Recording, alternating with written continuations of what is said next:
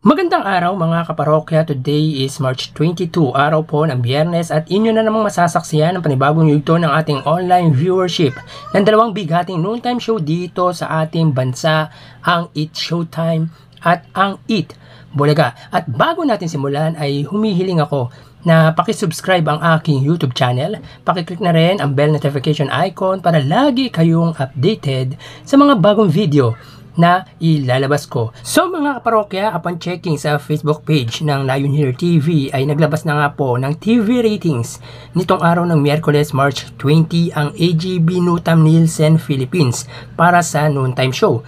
So makikita po natin dito na nakakuha ang lunchtime movie hits ng 3.2%, ang Eat Showtime naman ay 4.0% at ang Eat Bulaga ay 4.7%. Meaning ay muli namang nanguna ang longest running noontime show sa pananghaliang programa. Matatandaan unang nagwagi ang Eat Showtime sa TV ratings para sa buwan ng Marso nang maungusan nila ang Eat Bulaga noong March 1 and March 2, araw po yan ng Biyernes at Sabado. At muli itong nasundan sa araw ng Sabado, March 16. And the rest po ay sa Eat Bulaga na po ang pabor.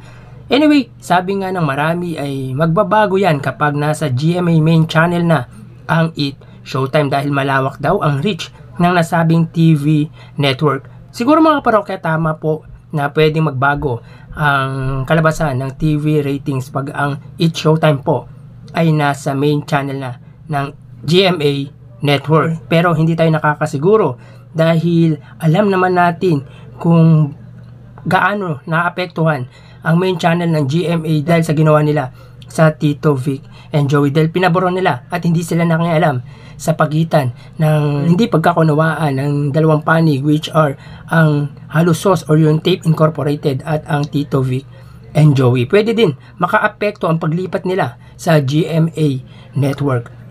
We all know naman mga kaparokya na solid yung fanbase ng Eat Showtime kasi matagal na din sila, 14 years. So ibig sabihin hindi biro ang samahan ng nasabing noontime show ng ABS-CBN. Pero tandaan natin mga parokya, pressure ito on the part of Eat Showtime family. Sabi nga ni Vice Ganda, nakaka-stress at nakakakaba dahil nga sa pahayag ni Felipe Gozon na ine-expect nila na tataas ang TV ratings, ang ratings rather ng Eat Showtime. So yun nga ang naging reaction ni Vice Ganda dahil alam naman siguro ni Vice Ganda na hindi basta-basta ganun kadaling tibagin ang longest running noontime show na Eat Bulaga. So tignan na lang natin kung gaano katotoo ang sinabi ni Felipe Gozon, ang may-ari ng GMA Network, na tataas ang TV ratings ng Eat Showtime dahil nagsanib po ang dalawang malaking TV network dito sa bansa, ang GMA at ang ABS-CBN. So para sa akin ay kapanapanabik ang salpukan ng dalawang noontime show simula April 6, araw po yan ng pag-transfer ng Eat Showtime sa main channel ng GMA Network. So tara, ating alamin ang online viewership ng dalawang bigating noontime show. Para sa Eat Bulaga, under TVJ Facebook page na may 2.1 million followers at sa Eat Showtime naman na may 17 million followers. So as of 12:41, ang Eat Bulaga ay may kasalukuyang segment na pera fee, samantalang ang Eat Showtime ay may kasalukuyang segment na especially for you. So, may kita po natin dito mga kaparokya, ang Eat Bulaga ay may 9.3 thousand viewers at ang Eat Showtime ay may 20.9 thousand viewers. So, click po natin para makita po natin yung actual live viewership ng dalawang bigating noontime show. So, sa Eat Bulaga, sila ay may 9.3 thousand live viewers. Ang Eat Showtime naman ay may kasalukuyang viewers na 21,000. So, ulitin natin mga kaparokya, as of 12:42 PM. Ang Eat Bulaga, sila ay may 9.4 thousand viewers. So, ulitin po natin, ang segment po nila ay pera fee. Ang Eat Showtime naman, na may segment na especially for you, ay may 21,000 live viewers. So, makikita po natin dito mga kaparokya, pagdating sa Facebook Live, ang Eat Showtime ang siyang angat. So, mapunta naman po tayo sa TV Network YouTube channel para po sa Eat Bulaga under TV5 Philippines na may 1.7 million subscribers, at sa It's Showtime naman under po yan sa ABS-CBN Entertainment YouTube channel na may 47.2 million subscribers. So as of 12:43, ang Eat Bulaga sila ay may kasalukuyang 41,000 viewers.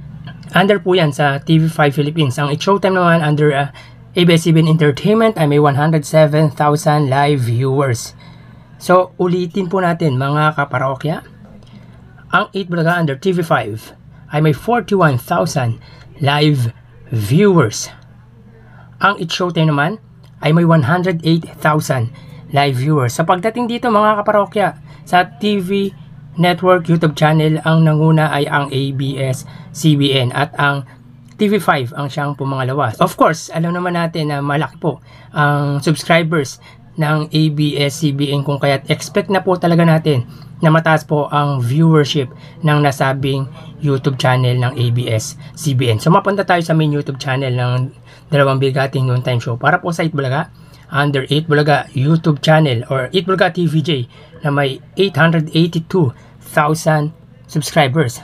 Ang It's Showtime naman, under po yan sa ABS-CBN It's Showtime or ABS-CBN It's Showtime na may kasalukuyang 2.06 million subscribers. So as of 12:44 PM, ang Eat Bulaga sila ay may 50,000 live viewers.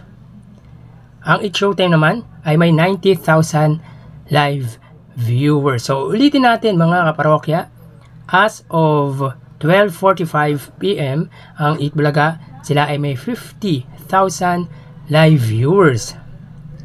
Ang It's Showtime naman ay may 90,000 live viewers. So pagdating dito sa main YouTube channel ng dalawang bigating noontime show, ang It's Showtime pa rin ang angat pagdating sa online viewership.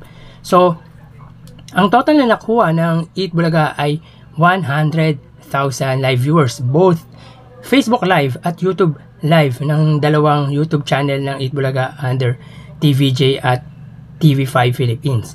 Ang It's Showtime naman ay nakakuha ng total na 220,000 live viewers.